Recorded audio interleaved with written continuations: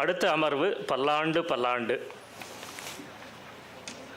ஸ்ரீ வைஷ்ணவ சம்பிரதாயத்தைச் சேர்ந்த 12 ஆழ்வார்கள் 6ஆம் நூற்றாண்டு முதல் 9ஆம் நூற்றாண்டு வரையிலான காலகட்டத்தில் தமிழக ஆன்மீக வரலாற்றில் பெரும் மாற்றத்தை உருவாக்கிய பெருமை உடையவர்கள். இது நம்ம எல்லாருக்கும் நன்றாக தெரிந்த விஷயம்தான். நாயன்மார்களால் வளர்க்கப்பட்ட சைவம், சமணம், பௌத்தம் ஆகிய மரபுகள் இணைந்து செழித்த காலத்தில் தோன்றிய ஆழ்வார்கள் தமிழ் பாசுரங்களின் பேரருளால் பக்தியை வடிவமைத்து தமிழ் வேதம் என்று போற்றப்படும் 4000 திவ்ய பிரபந்தத்தை பாடினார்கள். முதல் ஆழ்வார்கள் மூவர் வெளிப்படுத்திய தெய்வீக அனுபவத்திலிருந்து நம்மாழ்வாரின் ஆழமான தத்துவ ஞானம், பெரியாழ்வாரும் ஆண்டாள் அம்மையாரும் வெளிப்படுத்திய உணர்ச்சி பூர்வமான பக்தி, ராஜ ரிஷியான குலசேகர ஆழ்வாரின் அர்ப்பணிப்பு, திருமங்கை ஆழ்வாரின் வரலாற்று செய்திகள் நிரம்பிய பாசுரங்கள் என ஒவ்வொரு ஆழ்வாரின் குரலும் தனித்துவமானது. அவர்கள் அருளி செய்த பாசுரங்கள் 108 திவ்ய தேசங்கள் மட்டுமல்லாது கோயில் பண்பாடு, வழிபாட்டு முறைகள், இசை, இலக்கியம் போன்ற பல்வேறு துறைகளையும் ஆழமாக பாதித்தன. எளிய பக்தர்களுக்கு ஆன்மீக அனுபவத்தை சுலபமாக கிடைக்க செய்த பக்தி இயக்கத்தின் முன்னோடிகள் ஆழ்வார்கள். 1000 ஆண்டுகள் கடந்தும் தமிழ் பண்பாட்டின் மையத்தில் நிலைத்து நிற்கும் ஒரு பெரும் மரபை உருவாக்கியவர்கள் ஆழ்வார்களும் சரி, நாயன்மார்களும் சரி. பல்லாண்டு பல்லாண்டு என்ற இந்த உரை, திரு கிருஷ்ணன் அவர்கள் நிகழ்த்தப் போகும் இந்த உரை ஸ்ரீ வைஷ்ணவ பரம்பரையில் உள்ள இலக்கியங்கள், கல்வெட்டுகள் ஆகியவற்றின் அடிப்படையில் ஆழ்வார்களின் வரலாற்றை மிகச் சுருக்கமாக எடுத்துரைக்க முயலும் அவரது உரை. ஆழ்வார்கள் வாழ்வில் நடந்த முக்கிய சம்பவங்களையும் தமிழ் பக்தி இயக்கம், பண்பாடு மற்றும் பாரம்பரியத்துக்கு அவர்கள் செய்த மறக்க முடியாத பங்களிப்புகளையும் இவ்வுரை விளக்கும். நமது பேச்சாளர் டி.எஸ். கிருஷ்ணன் பற்றி ஓரிரு வார்த்தைகள். எழுத்தாளரும் வரலாற்று ஆய்வாளருமான டி.எஸ். கிருஷ்ணன் தமிழ் கல்வெட்டுகள், இலக்கியம் ஆகிய துறைகளில் ஆழ்ந்து ஆய்வு செய்து பல கட்டுரைகளையும் நூல்களையும் எழுதியுள்ளார். தமிழகத்தின் பேரரசர்களான சேர, சோழ, பாண்டியர்கள் பற்றியும் விஜயநகர பேரரசு, மதுரை நாயக்கர்கள் ஆகிய வம்சங்களை உள்ளடக்கிய நூல்களையும் அவர் எழுதியுள்ளார். இவரது மற்றொரு முக்கியமான நூல் தமிழ்நாட்டு போர்க்களங்கள், தமிழகத்தில் நடைபெற்ற போர்களின் வரலாற்றை பதிவு செய்கிறது. தமிழ் இலக்கியத்திலும் குறிப்பாக சங்க இலக்கியங்களான புறநானூறு, அகநானூறு, மதுரை காஞ்சி போன்ற நூல்களில் ஆழ்ந்த புலமை வாய்ந்தவர் நமது கிருஷ்ணன் அவர்கள். சிலப்பதிகாரம், கம்பராமாயணம் போன்ற தமிழ் காப்பியங்களிலும் விரிவான ஆய்வு செய்துள்ளார். விஜயநகர அரசின் குமார கம்பண்ணர் மதுரை விடுவித்த வரலாற்றை விவரிக்கும் சமஸ்கிருத காவியமான கங்காதேவியின் மதுரா விஜயம் நூலை தமிழில் மொழிபெயர்த்துள்ளார். கௌடில்யரின் அர்த்த சாஸ்திரம் தாமஸ் ஸ்ட்ராட்மன் எழுதிய வடிவிலிருந்து கனகலதா முகுந்த் எழுதிய மர்ச்சன்ட்ஸ் ஆஃப் தமிழகம் போன்ற முக்கிய நூல்களையும் தமிழில் மொழிபெயர்த்துள்ளார் கிருஷ்ணன். இப்போது அவர் எழுதிய சோழர்கள் அந்த நூலை தமிழிலும் ஆங்கிலத்திலும் 2 வடிவத்திலும் இப்போது வெளியிடுகிறோம். நமது தமிழ் பாரம்பரிய அறக்கட்டளையின் நிறுவனரான பேராசிரியர் சுவாமிநாதனை மேடைக்கு அழைக்கிறோம். புத்தகத்தை அவர் வெளியிடுவார். நமது அறக்கட்டளையின் நிறுவனர்களுள் ஒருவரான திரு சிவா தியாகராஜன் அதை புத்தகங்களை பெற்றுக்கொள்வார்.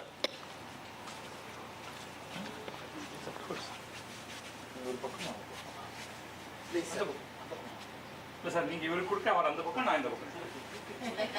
நான் தான் பதிப்பாளர். சொல்லல, அவர் எழுத்தாளர், நான் பதிப்பாளர். ஆமா,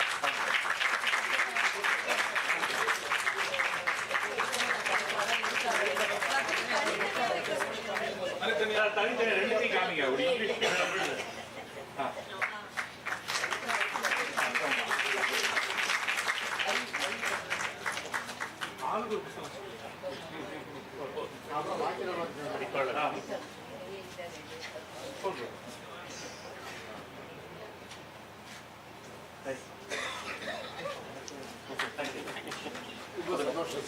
திரு கிருஷ்ணன் அவர்களின் உரை. பல்லாண்டு பல்லாண்டு. இதை ஆன் பண்ணிடுங்க. கொஞ்சம் பிரசன்ட். இது யார் ஃபோன்? ஃபோனோட ஃபோன் அது வருமா அதில்?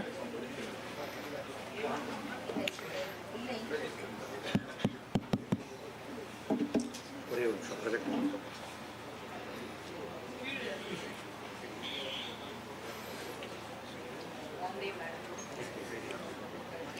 கனெக்டட்.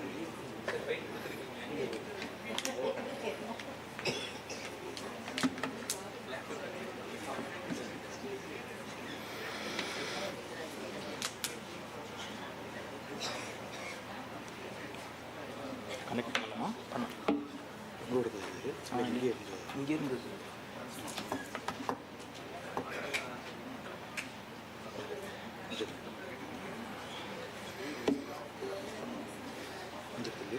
இல்லையா? இது என்னது? அது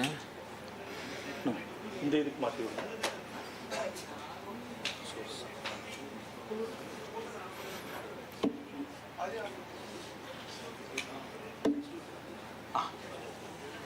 வந்துருக்கு. இது ஃபுல் ஸ்க்ரீன் போகும்போது பார்க்குறேன். கரெக்டாக? தேங்க்யூ.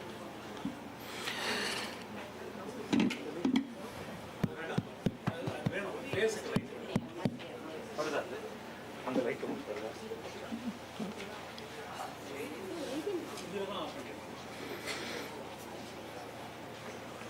கரெக்டாக.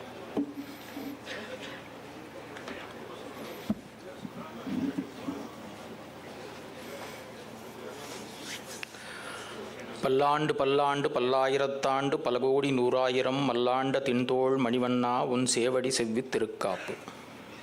அனைவருக்கும் வணக்கம். புனிதமான இந்த மார்கழி மாதத்தில் ஸ்ரீமன் நாராயணனுடைய அடியார்களான ஆழ்வார்களை பற்றி பேசுவது பெரும் பேறு. அப்படி ஒரு வாய்ப்பை எனக்கு அளித்த தமிழ் பாரம்பரிய அறக்கட்டளைக்கு என்னுடைய மனமார்ந்த நன்றிகள். ஆழ்வார்கள் என்ற தமிழ் சொல்லுக்கு பல பொருட்கள் உண்டு. ஆனால் பொதுவாக நாம் பார்ப்பது இறைவனிடம் ஆழ்ந்து ஈடுபடுபவர்கள், இறைவனுடைய பக்தியில் ஆழ்ந்தவர்கள் ஆழ்வார்கள் என்ற பொருள்.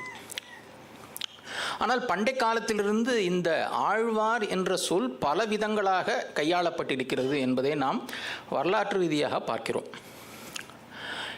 இறைவனுக்கே ஆழ்வார் என்ற பெயரை பல கல்வெட்டுகள் சூட்டியிருக்கின்றன. திரு அயோத்தி ஆழ்வார் என்று ராமபிரானை பல கல்வெட்டுகள் பேசுகின்றன. கிருஷ்ணனை வெண்ணெய் கூத்தாழ்வார் என்று திருமுக்கூடல் போன்ற பல கல்வெட்டுகளில் கிருஷ்ணனை பற்றி பேசும்போது அந்த சொல் வருகிறது. அதே போல பூதத்தாழ்வார், 12 ஆழ்வார்களில் ஒருவரான பூதத்தாழ்வாரை பற்றி திரு அத்தியூர் ஆழ்வாரை பாடியருளின பூதத்தாழ்வார் என்று அத்தியூரனையும் ஆழ்வார், அவரை பாடிய பூதத்தாழ்வாரையும் ஆழ்வார் என்று ஒரு கல்வெட்டு சொல்கிறது. நமக்கு எல்லாருக்கும் தெரிந்த ஆழ்வார் பரந்தகன் குந்தவை பிராட்டியார், ராஜராஜனுடைய தமக்கைக்கு ஆழ்வார் என்று ஒரு பெயர். அதே போல குலோத்துங்க சோழன் மகளார் அம்மங்கை ஆழ்வார். இப்படி சொல்லிக்கொண்டே போகலாம். அடியவர்களுக்கும் ஆண்டவனுக்கும் ஆழ்வார்கள் என்று வந்தாலும் பின்னாளில் வைணவ அடியார்களையே ஆழ்வார்கள் என்று குறிக்கும் ஒரு மரபு வந்தது. சில கல்வெட்டுகளில் சிவனுக்கும் கூட ஆழ்வார் என்று பெயர் இருக்கிறது. ஆனால் பின்னாளில் வைணவ அடியார்களை குறிப்பதற்காக இந்த ஆழ்வார் என்ற பெயரை நாம் சொல்கிறோம்.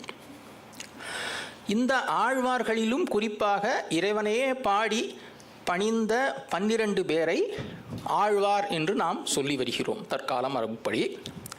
இந்த ஆழ்வார்களுடைய சரித்திரம் பண்டை காலத்திலே கருட வாகன பண்டிதரால் திவ்யசூரி சரிதம் என்று வடமொழியால் இயற்றப்பட்டது. அதற்கு பிறகு பின்பழகிய பெருமாள் ஜீயரால் மடிப்பிரவாள நடையிலே 6000 படி குரு பரம்பரையாக எழுதப்பட்டது. அதற்கு பின்னால் பல நூல்களில், குரு பரம்பரை நூல்களில், குரு பிரபந்தங்களில் இது சொல்லப்பட்டிருக்கிறது. இங்கே ஒரு விஷயத்தை நான் மிக தெளிவாக சொல்ல விரும்புகிறேன். இந்த குரு பரம்பரை நூல்களிலே ஆழ்வார்களின் காலம் என்று வரும்போது அது துவாபர யுகம், துவாபர யுகத்திற்கும் கலியுகத்திற்கும் இடையிலே, கலியுகத்தின் ஆரம்பத்திலே என்று சொல்லப்படுகிறது. ஆனால் வரலாற்று ரீதியாகவும் இலக்கிய ரீதியாகவும் பார்க்கும்போது ஆழ்வார்களுடைய காலம் சங்க காலத்திற்கு பிறகு வருகிறது. இதனால் ஏதோ குரு பரம்பரை தவறு என்று நான் சொல்ல வரவில்லை. எந்தெந்த சம்பிரதாயத்திலே நாம் எடுத்துக்கொள்கிறோமோ அதை பின்பற்றி இருக்க வேண்டும் என்பது என்னுடைய தாழ்மையான வேண்டுகோள். இங்கே நான் பேசப்போவது வரலாற்று இலக்கிய ரீதியாக. அதனால் குரு பரம்பரை சொல்வது தவறு என்று இல்லை என்பதை மிக தெளிவாக இங்கே சொல்ல விரும்புகிறேன். இந்த ஆழ்வார்களை பற்றி பல பாடல்கள் அவர்களுடைய வரிசையை பற்றி உண்டு. அதிலிருந்து ஒரு பாடலை இங்கே நான் பேச விரும்புகிறேன். அவர்களுடைய வரிசை கிரமமாக பொய்கையார், பூதத்தார், பேயார், புகழ் மழிசை ஐயன் அருள்மாறன், சேரலர்கோன், துய்யபட்டநாதன், அன்பர் தாழ் தூளி, நற்பாணன், நல்கலியன், ஈதிவர் தோற்ற தடைவாம் இங்கு என்று 10 ஆழ்வார்களை பற்றி வரிசை கிரமமாக இந்த பாசுரம் விளக்குகிறது. இது ஸ்ரீ மணவாள முனிகள் அருளிய உபதேச ரத்ன மாலையிலிருந்து எடுக்கப்பட்டது. இதோடு பெரியாழ்வாருடைய மகளான கோதை பிராட்டியான ஆண்டாளையும் நம்மாழ்வாருடையே சேர்ந்து பயணித்த மதுரகவி ஆழ்வாரையும் சேர்த்து 12 ஆழ்வார்கள் என்பதாக சம்பிரதாயம். இப்படி வாழ்ந்த ஆழ்வார்கள் நாராயணனுடைய பக்தியில் திளைத்து பக்தி சுவை நிரம்பிய பாசுரங்களை தந்தாலும் அந்த பக்தியோடு அந்த பாசுரங்களில் தமிழ்ச்சுவையும் மிகவும் நிரம்பி இருக்கிறதை நாம் பார்க்கிறோம். நேற்று பேராசிரியர் ரகுராமன் சொன்ன போல தமிழ் யாப்பு முறைகளை மீண்டும் அதிக அளவிலே கையாண்டவர்கள் நம்முடைய ஆழ்வார்கள். சந்தம், விருத்தம், மடல் இதெல்லாம் சங்க காலத்தில் இருந்தது. அதை மீண்டும் மீட்டெடுத்து தந்தவர்கள் அந்தாதி. இப்படி பல யாப்பு வகைகளை தமிழ்ச்சுவையை நமக்கு அளித்தவர்கள் ஆழ்வார்கள். ஆகவே பக்தி, தமிழ்ச்சுவை, அதோடு தத்துவ சாரங்கள். வைஷ்ணவ ஆச்சாரியர்களுடைய உரைகளை பார்த்தோமானால் மேலெழுக்கான உரை இல்லாமல் அதனுடைய ஆழ்ந்த தத்துவத்தையும் நமக்கு அவர்கள் தந்தருளி இருக்கிறார்கள். அப்படி தத்துவ ரீதியாக வரலாற்று ரீதியாக பல வரலாற்று சம்பவங்களை ஆழ்வார்கள் பதித்து நமக்கு தந்திருக்கிறார்கள். அதிலிருந்து வரலாற்று ரீதியாக நாம் பல விஷயங்களை தெரிந்து கொள்ள முடிகிறது. இப்படி பல்வேறு விதமாக நமக்கு அருளி செய்த ஆழ்வார்களுடைய திவ்ய சரித்திரத்தை இப்பொழுது ஒவ்வொன்றாக பார்ப்போம். முதலாவதாக முதலாழ்வார்கள். இவர்களை ஏன் முதல் ஆழ்வார்கள் என்று கூட்டாக சொல்கிறோம் என்றால் அவர்கள் மூவரும் அடுத்தடுத்து நாளிலே அவதரித்தவர்கள். ஐப்பசி மாதம் திருவோண நட்சத்திரத்திலே பொய்கை ஆழ்வாரும், அதற்கு அடுத்த நாளான அவிட்ட நட்சத்திரத்திலே பூதத்தாழ்வாரும், சதய நட்சத்திரத்திலே பேயாழ்வாரும் அவதரித்ததாக பரம்பரை சொல்கிறது. இந்த மூவர் உடைய அவதார தலங்களாக காஞ்சிபுரத்திலே பொய்கை ஆழ்வாரும், கடல் மல்லையிலே பூதத்தாழ்வாரும், இந்த சென்னையில் உள்ள மயிலாப்பூரிலே பேயாழ்வாரும் அவதரித்தனர். இந்த மூவரும் அயோனிஜர்களாக, அதாவது ஒரு தாயின் வயிற்றில் பிறக்காதவர்களாக அவதரித்தனர் என்றும் குரு பரம்பரை நமக்கு தெரிவிக்கிறது. இப்படி அவதரித்த மூவரும் தமிழ்ச்சுவையில் ஆழ்ந்து கவிகள் பாடி நாராயணனை பாடி துயித்தனர். அவர்கள் பாடியது முதல் 3 திருவந்தாதிகள். முதல் திருவந்தாதியை பொய்கை ஆழ்வாரும், 2வது திருவந்தாதியை பூதத்தாழ்வாரும், 3வது திருவந்தாதியை பேயாழ்வாரும் பாடி அருளினார்கள். இவர்கள் வாழ்க்கையில் நடந்த ஒரு முக்கியமான நிகழ்வை பற்றி இங்கே பேச விரும்புகிறேன். அதாவது ஒரு நாள் திருக்கோவிலூருக்கு பொய்கை ஆழ்வார் சென்றிருந்தார். நல்ல மழை, இருட்டு, ராத்திரி வேளை. சரி, மழைக்கு ஒதுங்கலாம் என்று ஒரு வீட்டினுடைய இடைக்கழிக்கு சென்றார். ரேழி என்று நாம் சொல்கிறோம் அல்லவா, வரண்டா. அந்த இடத்திலே அவர் மழைக்கு ஒதுங்கினார். அந்த வீட்டுக்காரர்கள் உள்ளே பூட்டியிருந்தாலும் இந்த மாதிரி இடங்களை யாராவது மழைக்கு ஒதுங்கி வந்தால் அவர்கள் தங்கட்டும் என்று வைத்திருந்தார்கள். ராத்திரி வேளையாதலால் சிறிது கண்ணயரலாம் என்று படுத்தார். அப்பொழுது அந்த கதவு தட்டப்பட்டது. கதவை திறந்தார். அங்கே பூதத்தாழ்வார் வந்தார். பூதத்தாழ்வாரை பார்த்து இவருக்கு ரொம்ப சந்தோஷம். வைணவ அடியார் ஒருவர் வந்திருக்கிறார் என்று அவரை கூப்பிட்டார். உள்ளே ஒருவர் படுக்க இடம் இருந்தது. இருவராக இருப்பதால் உட்காரத்தான் இடம் இருந்தது. ஆகவே இருவரும் உட்கார்ந்து நாராயணனுடைய கல்யாண குணங்களை பற்றி பேச ஆரம்பித்தார்கள். அப்பொழுது மீண்டும் ஒரு முறை கதவு தட்டப்பட்டது. கதவை திறந்தால் அங்கே பேயாழ்வார் வந்திருக்கிறார். இப்போ உள்ளே ஒருத்தர் படுப்பதற்கு 2 பேர் உட்கார்றதுக்கு 3வது பேர் வந்ததால் நிற்கத்தான் முடியும். ஆக 3 பேரும் அந்த குறுகிய இடத்தில் நின்று மீண்டும் பெருமாளுடைய விசேஷங்களை பேச ஆரம்பித்தார்கள். கும்மிருட்டு. திடீரென்று 4வதாக ஒரு ஆள் வந்து நெருக்குகிறாரங்க. கதவை திறக்கவே இல்லையே, இன்னொருவர் எப்படி இங்கே வந்தார் என்று அவர்களுக்கு ஆச்சரியம். அவர் யார் என்று பார்க்க வேண்டும். ஆகவே விளக்கை ஏற்ற நினைத்தார்கள். அந்த இருட்டிலே அவர்களுக்கு விளக்கு இல்லை, மெழுகுவர்த்தி இல்லை, தீப்பெட்டி இல்லை, தற்போதைய முறைப்படி சர்வேக்கள் கூட இல்லை. ஆகவே எப்படி விளக்கை ஏற்றுவது? பாட்டாலே விளக்கை ஏற்றலாம் என்று பொய்கை ஆழ்வார் எடுக்கிறார். வையம் தகழியா வர்கடலே நெய்யாக வெய்ய கதிரோன் விளக்காக செய்ய சுடர் ஆழியான் அடிக்கே சூட்டினேன் சொல்மாலை இடராழி நீங்கவே என்று. அதாவது இந்த உலகத்தையே ஒரு விளக்குக்கு உண்டான பாத்திரமாக வைத்து, கடலை நெய்யாக வைத்து, கதிரவனையே விளக்காக வைத்து ஒரு விளக்கை ஏற்றினேன் நாராயணனுக்காக என்று பாடுகிறார் பொய்கை ஆழ்வார். பூதத்தாழ்வார் பாடுகிறார், அன்பே தகழியாக ஆர்வமே நெய்யாக இன்புருகு சிந்தை இடுதிரியா நண்புருகி ஞானச் சுடர் விளக்கு ஏற்றினேன் நாரணர்க்கு ஞானத்தமிழ் புரிந்த நான். பொய்கை ஆழ்வார் டான்ஜிபிள் வச்சு பாடினார், அதாவது உலகம், கடல் இதை ஏற்று. பூதத்தாழ்வார் இன்டான்ஜிபிளாக அன்பையே தன்னுடைய விளக்கினுடைய பாத்திரமாக வைத்து அதில் ஆர்வத்தை நெய்யாக ஊற்றி சிந்தையை இடுதிரியாக வைத்து விளக்கு ஏற்றினேன் என்று பாடினார். இப்படி இருவர் பாடியதும் அந்த விளக்கு எரிந்து அறையில் ஒளி பரவியது. 4வதாக வந்தது ஸ்ரீமன் நாராயணனே என்று அவர்கள் கண்டுகொண்டு மகிழ்ந்தார்கள்.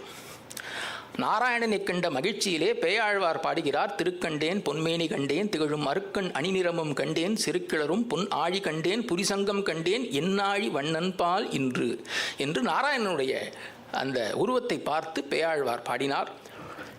நாராயணன் இவர்களுக்கு அருள் புரிந்து மறைந்தான். அதன் பின் பல இடங்களுக்கு சென்று யாத்திரைகள் செய்து நாராயணனுடைய பாடல்களை பாடி நெடுங்காலம் இவர்கள் வாழ்ந்தார்கள் என்று பரம்பரை போகிறது. இப்பொழுது இவர்கள் எந்த காலத்தில் வாழ்ந்தார்கள் என்று பார்த்தால், இவர்கள் முதலாழ்வார்கள். ஆகவே மூத்தவர்கள், பண்டை காலத்திலே வாழ்ந்திருக்கக்கூடியவர்கள். இவர்களுடைய காலத்தை பற்றி மிக தெளிவாக வரையறுக்கக்கூடிய தகவல்கள் இல்லை. இருந்தாலும் ஓரளவிற்கு இந்த சில இலக்கிய சான்றுகளை வைத்து பெரியவர்கள் இவர்களுடைய காலத்தை கணித்திருக்கிறார்கள். யாப்பெருங்கலம் என்று ஒரு நூல் உண்டு. யாப்பு இலக்கணத்தை பற்றி பேசக்கூடிய நூல் சமண முனிவரான அமிர்தசாகரர் இயற்றியது. அதற்கு விருத்தியுரை என்றால் அதை விரிவாக உரை செய்வது. அந்த விருத்தியுரையை செய்தவர் குணசாகரர், அதாவது அமிர்தசாகரருடைய சீடர் என்று சொல்வார்கள். ஆனால் அதற்கு மிக தெளிவான ஆதாரம் இல்லை. அந்த விருத்தியுரை ஆரிடச் செய்யுள் என்ற ஒரு செய்யுள் வகையை பற்றி குறிப்பிடுகிறது. அதை பற்றி பேசப்போனால் இது தமிழ் இலக்கண வகுப்பாகிவிடும். ஆகவே அதை ஒதுக்கிவிட்டு இந்த ஆரிடச் செய்யுள் என்பது ஒரு செய்யுளுடைய முழு வார்த்தையையும் தராமல் முற்றுப்பெறாமல் விட்டுவிடுவது என்பது மட்டும் சொல்லி அமைகிறேன். அந்த ஆரிடச் செய்யுளை பாட வல்லவர்கள் முக்காலமும் உணர்ந்த இருடிகள் என்று இந்த விருத்தியக்காரர் எழுதி செல்கிறார். அந்த இருடிகள் யாவர் என்ற பேச்சுக்கு பொய்கையார், பூதத்தார், காரைக்கால் பேயார், மூலர், குடமூக்கிற் பகவர் என்ற புலவர்களை பற்றி சொல்லி வருகிறார். அதற்கான மேற்கோள்களையும் அந்த விருத்தியுரையில் அவர் கொடுத்திருக்கிறார். இதில் சொன்னபடி பொய்கையார், பூதத்தார் என்பவர் நம்முடைய பொய்கை ஆழ்வாரும் பூதத்தாழ்வாரும். காரைக்கால் பேயார் என்பவர் காரைக்கால் அம்மையார். மூலர் திருமூலர். இந்த இவர் எடுத்துக்காட்டிய அந்த மூலருடைய செய்யுள் திருமந்திரத்திலும் வந்திருக்கிறது, 204வது செய்யுளாக. ஆக இவர்கள் எல்லாம் சமகாலத்தவர்கள் என்பதை வைத்து கிட்டத்தட்ட ஒரு 5-6ஆம் நூற்றாண்டு வாக்கில் இவர்கள் அனைவரும் வாழ்ந்தார்கள் என்பதை நாம் தெரிந்து கொள்ள முடிகிறது. குடமூக்கிற் பகவர் என்பதை பற்றி நாம் பார்க்கலாம் பின்னால்.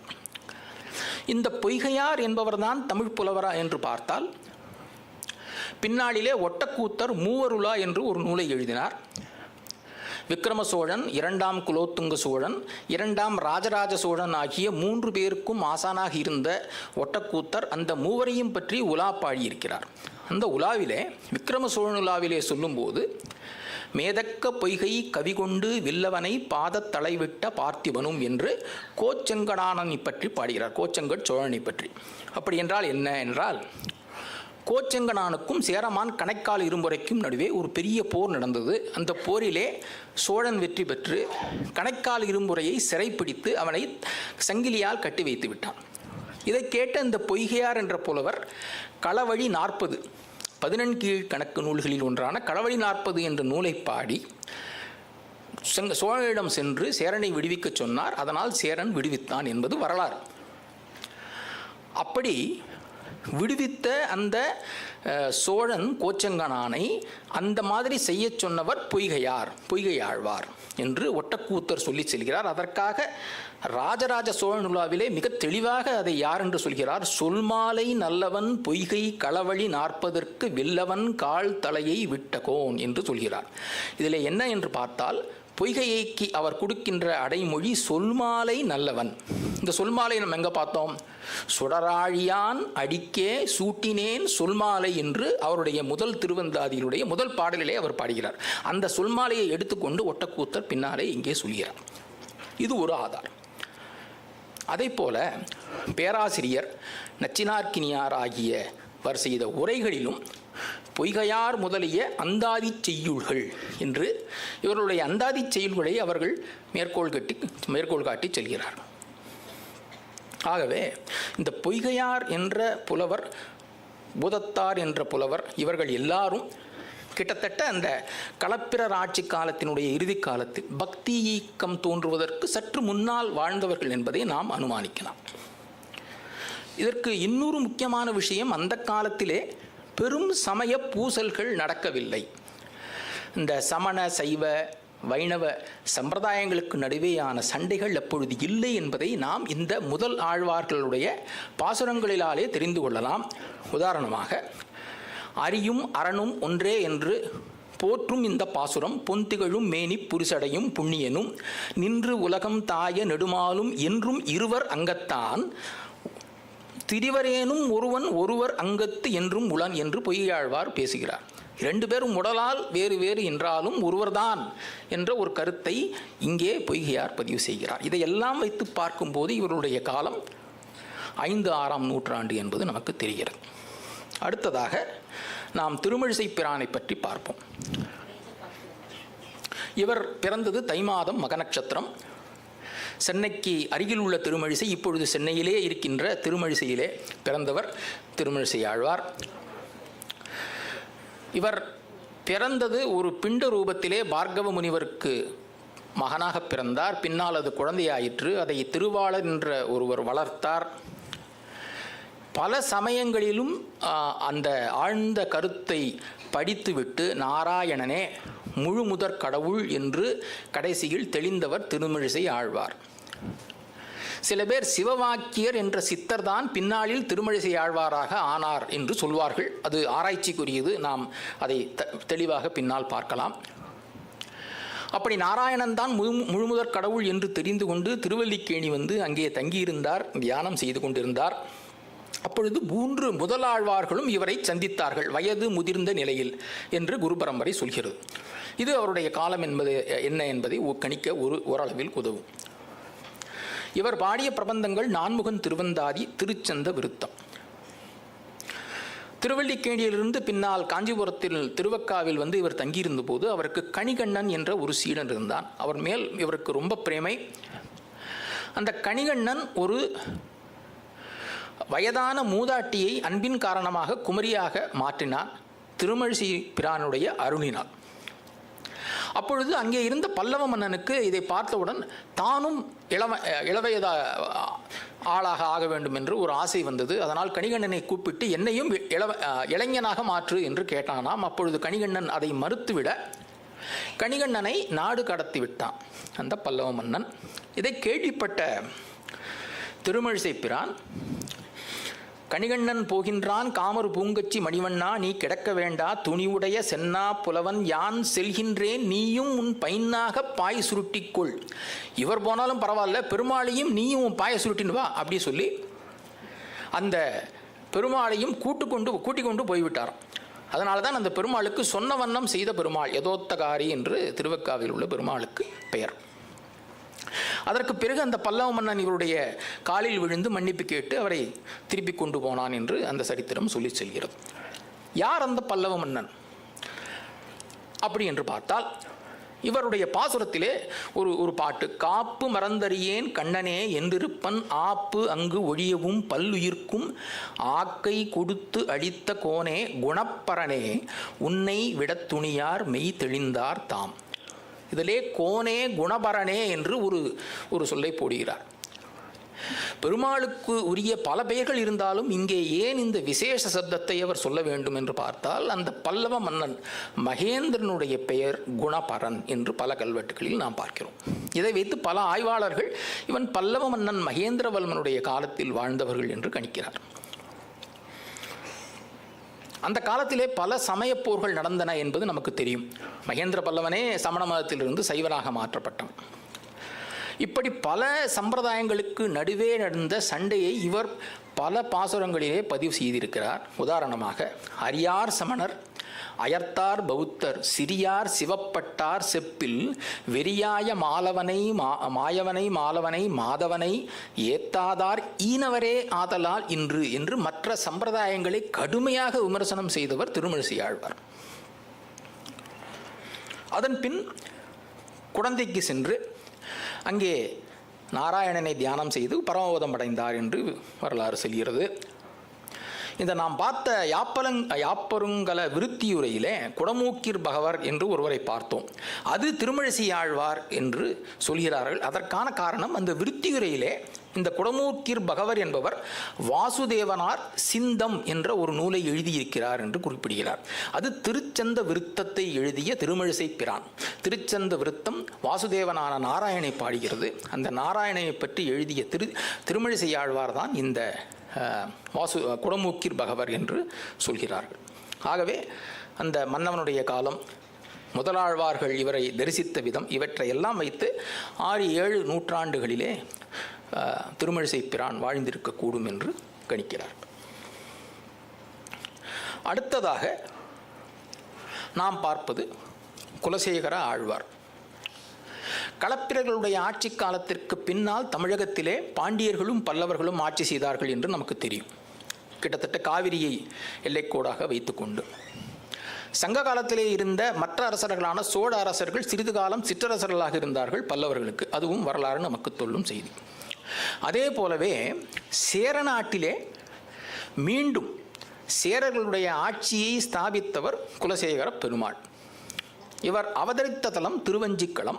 மாசி மாதம் புனர்பூச நட்சத்திரத்திலே பிறந்தவர். இவர் பெருமாள்கள் வம்சம் என்ற ஒரு புது வம்சத்தை ஸ்தாபித்தார். அதன் பின்னால் ஸ்தானு ரவி, பாஸ்கர ரவிவர்மன் என்ற பல சேர அரசர்கள் நாம் வரலாற்றில் வருவதை பார்க்கிறோம். அவர்களுக்கு எல்லாம் மூதாதையராக இருந்தவர் குலசேகர ஆழ்வார். இவர் பெருமாள் திருமொழி என்ற பிரபந்தத்தை எழுதினார். இவரும் இளவயது முதல் நாராயணனையே போற்றி வாழ்ந்தவர். ஆண்டவன் மீது அளவற்ற பக்தி செலுத்தியவர். அதனால் வைஷ்ணவ அடியார்களை தன்னுடைய அரண்மனையிலே கூட்டி வைத்து அந்த நாராயணனுடைய புகழை பற்றி பாடச் செய்து கேட்டு மகிழ்ந்தவர். பற்றற்று இருந்த இவருடைய நிலையை பார்த்த அந்த அரசாங்கத்தினுடைய மற்ற அதிகாரிகள்லாம், இப்படி அரசர் சதா சர்வ காலமும் பக்தியிலே இருக்கிறாரே, நாட்டு நிர்வாகத்தை யார் கவனிப்பது என்ற காரணத்தினாலே என்ன செய்தார்கள் என்றால், ஒரு ஆபரணத்தை திருடிவிட்டு அதை திருடிய பழியை ஒரு வைஷ்ணவ அடியார் மீது சுமத்தி விட்டார்கள். இவர் தான் திருடினார். அப்போவாவது இவருக்கு வைஷ்ணவர்கள் மேலே வெறுப்பு வந்து அரச நீதி பக்கம் திரும்புவார் என்ற காரணத்தினால். ஆனால் இவர் தன்னுடைய நம்பிக்கையிலே உறுதியாக இருந்தார். ஒரு வைணவ அடியார் திருடமாட்டார், அப்படிப்பட்ட தீச்செயலை செய்ய மாட்டார். அதை எப்படி நிரூபிப்பது என்றால், ஒரு குடத்தினுள்ளே பாம்பை இட்டு அந்த குடத்தினுள்ளே நான் கையை விடுகிறேன். வைணவ அடியார் தவறு செய்திருந்தால் அந்த பாம்பு என்னை கடிக்கட்டும் என்று ஒரு தண்டனையை தனக்குத்தானே கொடுத்து கொண்டார் குலசேகர ஆழ்வார். ஆனால் பாம்பு அவரை கடிக்காமல் வெளியே வந்து விட்டது. இதை பார்த்த அதிகாரிகள் எல்லாம் பயந்து போய் அவர் காலடியிலே விழுந்தார்கள். தவறு செய்து விட்டோம் அரசே, நாங்கள் தான் இந்த வேலையை செய்தோம் என்று. ஆனால் குலசேகர ஆழ்வார் அவர்களை மன்னித்து விட்டார். அவர் கருணை உள்ளம் பொருந்தியவர். அதற்கு பிறகு தன்னுடைய இப்படியே போய்கொண்டிருந்தால் அரசும் ஒழுங்காக நடக்காது, நம்முடைய பக்திக்கும் இடையூறு வரும் என்று கருதி தன்னுடைய அரசை துறந்துவிட்டு பக்தியிலே ஈடுபட்டார் குலசேகர ஆழ்வார். இவர் காலத்திலே அணியரங்கன் திருமுற்றத்தை பல வைஷ்ணவ அடியார்கள் அலங்கரித்தனர். அதாவது திருவரங்கத்திலே பல வைணவ அடியார்கள் கூடி பெருமாளுடைய புகழை போற்றினார்கள். பல இடங்களுக்கும் சென்று வைஷ்ணவத்தை பரப்பினார்கள் என்பதால் ஆறு போல வரும் கண்ணா நீர் கொண்டு அரங்கன் கோயில் திருமுற்றம் சேறு செய்யும் தொண்டர் என்று தொண்டர்களை போற்றினார். இவருடைய காலத்தை பற்றி நாம் பார்க்கும்போது இந்த சேர பெருமாள் வம்சத்தை உருவாக்கியவர் என்பதை மட்டும் தவிர பெரிய புராணத்திலே இதற்கு பற்றி ஒரு குறிப்பு வருகிறது. சேக்கிழார் ஒன்றை சொல்கிறார் சேரமான் பெருமாள் நாயனாரை பற்றி பேசும்போது. நீரின் மலிந்த கடல் அகழி நெடுமால் வரையின் கொடி மதில் சூழ் சீரின் மலிந்த திருநகர மதனில் செங்கோல் பொறையன் எனும் காரின் மலிந்த கொடை நிழல் மேல் கவிக்கும் கொற்றங்குடை நிழற்கீழ் தாரின் மலிந்த பயத்தரசன் தரணி நீத்து தவம் செய்தான். பொறையன் என்றால் சேரர்களுடைய வம்சத்தை குறிப்பது. பொறையர்களுடைய வம்சம். அந்த வம்சத்தில் உதித்த ஒரு அரசன் தரணி நீத்து தவம் சேர்ந்தான். அரச பதவியை விட்டுவிட்டு தவ வாழ்க்கையை மேற்கொண்டான் என்கிறார் சேக்கிழார் பெரிய புராணத்தில். அந்த தரணி நீத்து தவம் செய்த அரசனுடைய மகனான சேரமான் பெருமாளுக்கு அவர் முடிசூட்டினார் என்று அவர் சொல்லிச் செல்கிறார்.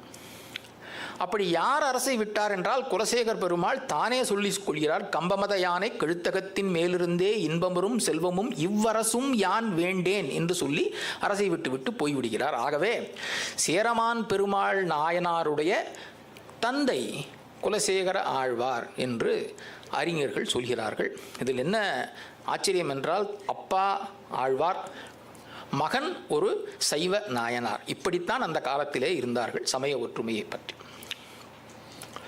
இவர் அந்த சேர அரசு இப்பொழுது கேரளா மட்டும் இல்லாமல் குங்கு நாட்டையும் ஒட்டியிருந்தது என்பதற்கான ஒரு ஆதாரமாக கொல்லிகாவலன் கூடல் நாயகன் கோழிக்கோன் குலசேகரன் என்று இவர் தன்னை பற்றியே சொல்கிறார். இதை வைத்து 3 அரசர்களையும் இவர் வெற்றி கொண்டார் என்று சிலர் சொல்கிறார்கள். ஆனால் ராகவையங்கார் போன்ற அறிஞர்கள் அந்த காலத்திலே சேர அரசர்கள் தங்களை சந்திராதித்ய வம்சத்தினர் என்று சொல்லிக் கொள்வார்கள். பல கல்வெட்டுகளில் அப்படித்தான் வருகிறது. சந்திரன் வம்சம் பாண்டியர்களுடைய வம்சம், ஆதித்த வம்சம் என்பது சோழ வம்சம். இந்த இரு வம்சங்களையும் சேர்த்து உருவானது சேர வம்சம் என்ற காரணத்தினால்தான் இவர் கூடல் நாயகன் கோழிக்கோன், கூடல் என்றால் மதுரை, கோழி என்றால் உறையூர், அந்த உறையூரை தலைமையாக கொண்டு ஆட்சி செய்தவர் சோழர்களை குறிக்கும். அதனால் தான் இப்படி சொல்கிறார் என்று சொல்கிறார்.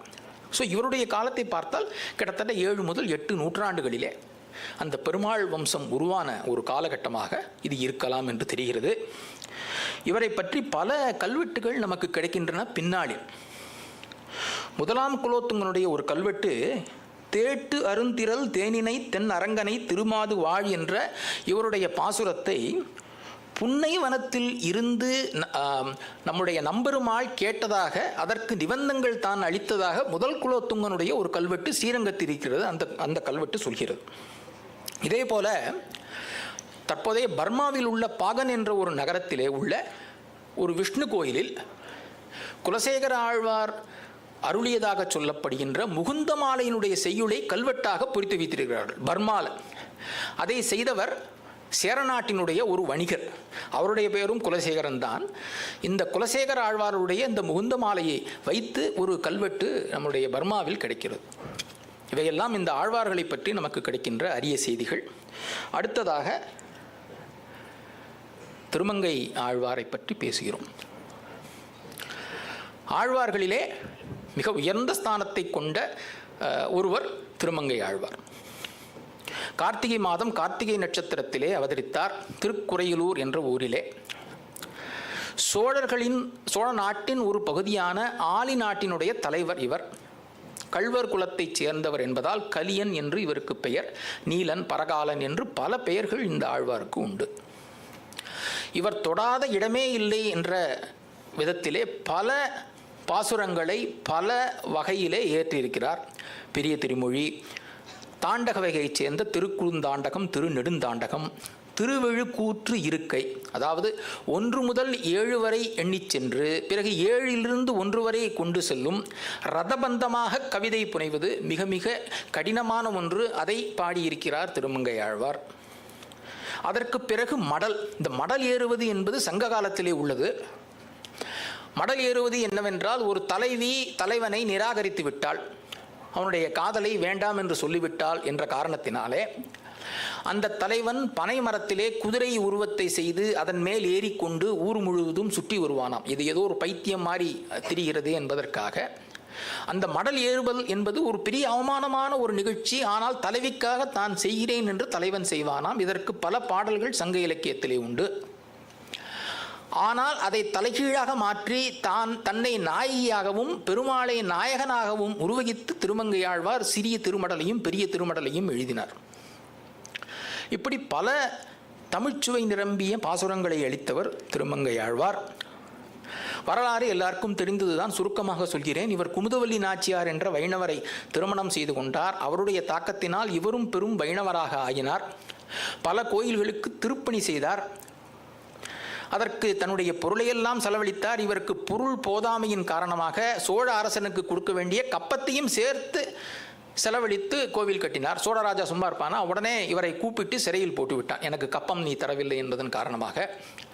அதற்கு பிறகு இவர் பெருமாளை வேண்ட, பெருமாள் காஞ்சிபுரத்திற்கு வா, உனக்கு தேவையான தொகையை தருகிறேன் என்று சொன்னதனால காஞ்சிபுரத்துக்கு போய் தொகையை பெற்று சோழ மன்னனிடம் செலுத்தி அந்த கடனை கழித்தார். ஆனால் அதன் பின்னும் சும்மா இல்லாமல் மீண்டும் திருப்பணிக்காக பொருள் வேண்டும் என்ற காரணத்தால் கொள்ளையடிக்க தொடங்கினார். ஒரு நாள் ஒரு திருமண கோஷ்டியை கொள்ளையடித்தார். அவர்களுடைய பொருள்களை எல்லாம் மூட்டையாக கட்டி தூக்கும்போது அவரால் தூக்க முடியவில்லை. அந்த மணமகனை பார்த்து, ஏதாவது நீ மந்திரம் செய்தாயா, ஏன் என்னால் இந்த மூட்டையை தூக்க முடியவில்லை என்று கேட்டபோது அந்த மணமகன் அவரை அருகில் அழைத்து, ஆம், மந்திரம்தான் செய்தேன், அந்த மந்திரத்தை உனக்கும் உபதேசிக்கிறேன் என்று சொல்லி அந்த மந்திரோபதேசத்தை அந்த மணமகனாக வந்த நாராயணனிடமே பெற்று அதன் பின் பக்தியிலே ஆழ்ந்து பல இடங்களுக்கு சென்று பாசுரங்கள் பாடினார் திருமங்கையாழ்வார். இவருடைய ஒரு முக்கியமான பங்கு, தமிழை பற்றி பேசினோம், பக்தியை பற்றி பேசினோம். இவருடைய முக்கியமான பங்கு வரலாற்று ரீதியாக பல நிகழ்வுகளை தொடர்ந்து பதிவு செய்து கொண்டு வந்திருப்பது. என்னை போல வரலாற்று ஆர்வலர்களுக்கு திருமங்கையாழ்வாருடைய பாசுரங்கள் ஒரு பெரும் பொக்கிஷம்.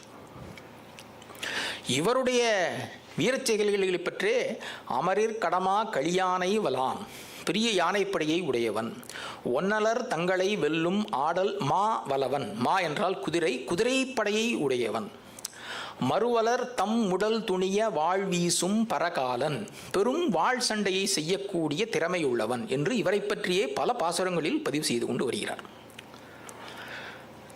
இவருடைய காலம் என்னவென்று பார்த்தால் 2ஆம் நந்திவர்ம பல்லவன், பல்லவ மல்லன் என்று சொல்லக்கூடிய 2ஆம் நந்திவர்மனுடைய சமகாலத்தவர். அதற்கான பல குறிப்புகளை இவர் தந்திருக்கிறார். இவருடைய பெரிய திருமொழி, தேர்மன்னு தென்னவனை முனையில் செருவில் திரள் வாட்டிய பல்லவர்கோன் பணிந்த பரமேச்சுரமே விண்ணகரமே என்று பல இடங்களில் சொல்லி வருகிறார். அந்த பல்லவர்கோன் யார் என்று பார்த்தால், தேர்மன்னு தென்னவனை முனையில் செருவில் திரள் வாட்டிய, தென்னவன் என்ற பாண்டியன். வரலாறு உங்களுக்கு சொல்லவே வேண்டியதில்லை, பல முறை கேட்டிருப்பீர்கள். பல்லவ பாண்டிய வம்சங்கள் ஆரம்பித்த ஆரம்ப காலங்களிலே அவர்களுக்கு இடையே நட்புறவு இருந்தது. பின்னால் 2ஆம் பரமேஸ்வரனுடைய மகனான சித்திரமாயன் ஆட்சிக்கு வந்தபோது பெரும் குழப்பங்கள் நிகழ்ந்தன. பல்லவ அதிகாரிகள் எல்லாம் பீமவர்மனுடைய வம்சம், சிம்மவிஷ்ணுனுடைய தம்பி பீமவர்மனுடைய வம்சத்தில் வந்த பல்லவ பல்லனை இங்கே கொண்டு வந்து ஆட்சியில் அமர்த்தினார்கள், நந்திவர்மன் என்ற அபிஷேக பெயரோடு. அதனால் சித்திரமாயன் பாண்டியர்களிடம் துணை கேட்டான். அதிலிருந்து பாண்டிய பல்லவ போர்கள் ஆரம்பித்தன. தொடர்ந்து நடந்து வந்து 2 வம்சங்களும் அழிந்தே போயின. சோழர்கள் வந்தார்கள். இது நமக்கு தமிழ்நாட்டு வரலாறு சொல்லி செல்லும் செய்தி. அப்படி நடந்த போர்கள் கடுமையாக இந்த பல்லவ மல்லவனான நந்திவர்மனுக்கும் பாண்டியர்களுக்கும் இடையே நடந்தது. இங்கே அவர் தேர்மன்னு தென்னவன் என்று சொல்லக்கூடியவர்கள் ராஜசிம்ம பாண்டியன். அவன் காலத்தில் தான் இந்த போர்கள் ஆரம்பித்தன. ராஜசிம்ம பாண்டியனுக்கு தேர்மாறன் என்ற ஒரு பெயர் உண்டு. பாண்டியர்களுடைய செப்பேடுகள் அவனை அப்படியே அழைக்கின்றன. அதனால் தேர்மன்னு தென்னவனை முறையில் செருவில் திரள்வாட்டிய, அது ஒரு குறிப்பு. அதற்கு பிறகு விடைத்திரல் வில்லவன் நென்மேனியில் வெறுவச் செரு வேல்வலங் கைப்பிடித்த படைத்திரல் பல்லவர்கோன் என்று பாடுகிறார் திருமங்கையாழ்வார். வில்லவன் என்றால் சேரன். அந்த சேரனை நெல்மேலி என்ற போர்க்களத்திலே இவன் தோற்கடித்தான் என்று பதிவு செய்கிறார். பின்னால் நிறந்தவர் மண்ணையில் புண்ணுகர் வேல் நெடு வாயில் உருகச் செருவில் என்று மண்ணையில் நடந்த போரை பற்றியும் பேசுகிறார் திருமங்கையாழ்வார்.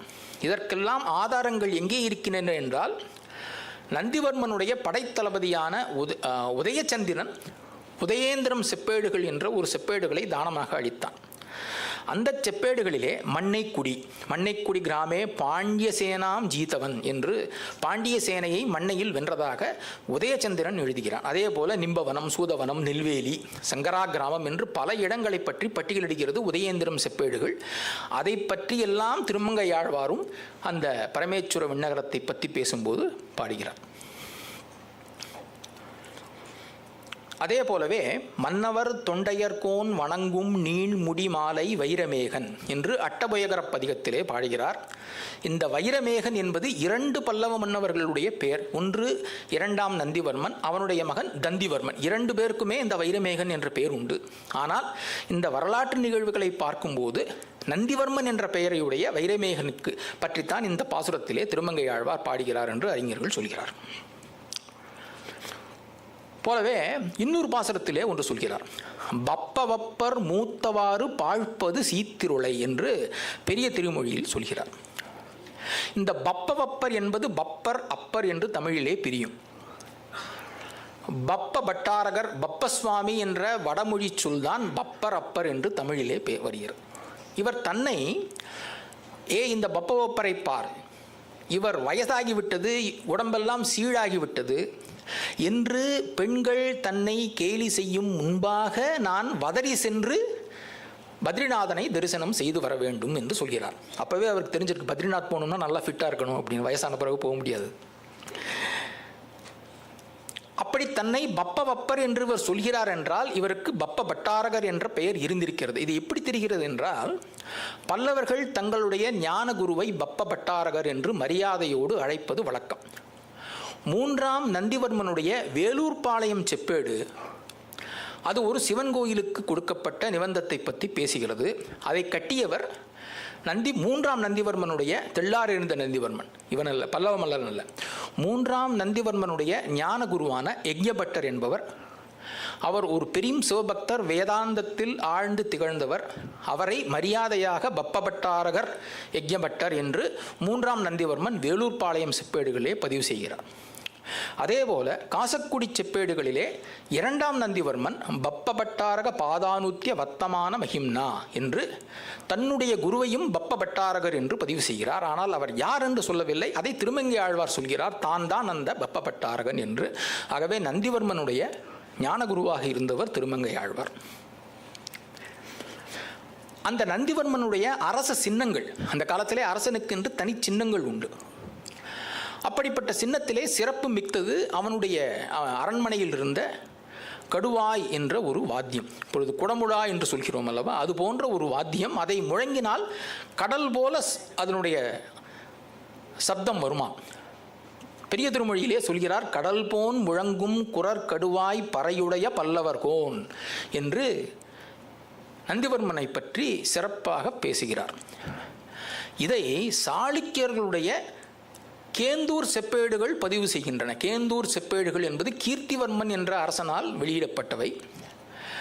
அந்த அரசன் தன்னுடைய முன்னோனான 2ஆம் விக்ரமாதித்தன் காஞ்சியில் சென்று பல்லவனை வென்றதை பற்றி சொல்லும்போது, பல்லவ மல்லனை வென்று அவனுடைய கடுவாய் என்ற வாத்தியத்தை எடுத்துக்கொண்டு வந்தான் 2ஆம் விக்ரமாதித்தன் என்று பதிவு செய்கிறான்.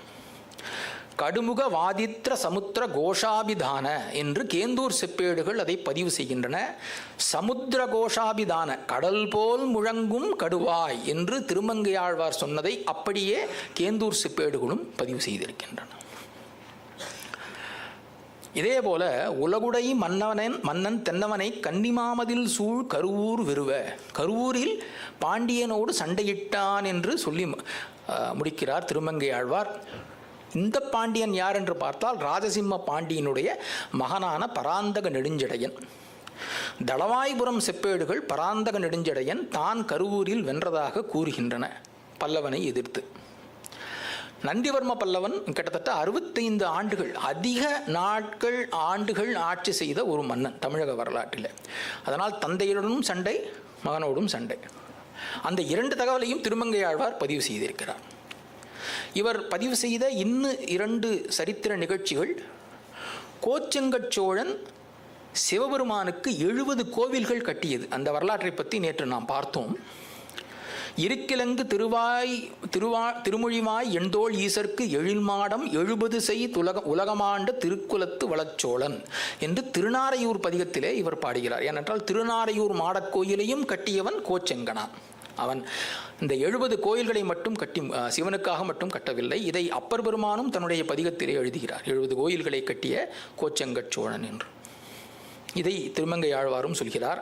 அதே போல கடி பொழில் சூழ் நெடுமருகிற் கமலவேலி பொற்புடைய மலையரையன் பணிகின்ற பூங்கோவலூர் என்று திருக்கோவலூரில் ஆட்சி செய்த மலையமான் அரசரை பற்றியும் இவர் பாடியிருக்கிறார். இப்படி பல சரித்திர நிகழ்ச்சிகளை, மன்னர்களை பற்றி ஆவணப்படுத்தியது திருமங்கை ஆழ்வார். இவரை பற்றி இப்பொழுது அடிக்கடி சொல்கின்ற ஒரு அவதூறு செய்தியை இங்கே சொல்ல வேண்டிய ஒரு நிலைமை. திருமங்கை ஆழ்வார் நாகப்பட்டினத்தில் உள்ள புத்தர் சிலையை கொள்ளையடித்து திருவரங்கத்திலே மதிலை கட்டினார் என்று சொல்கிறார்கள். அதாவது நேற்றைக்கே நாம் பார்த்தோம், ஒரு கருத்தை எடுத்துக்கொண்டால் அதை முழுவதுமாக எடுத்துக்கொண்டு பேச வேண்டும். செலக்டிவாக அதிலிருந்து ஒன்றை மட்டும் எடுத்துக்கொண்டு பேசவே கூடாது.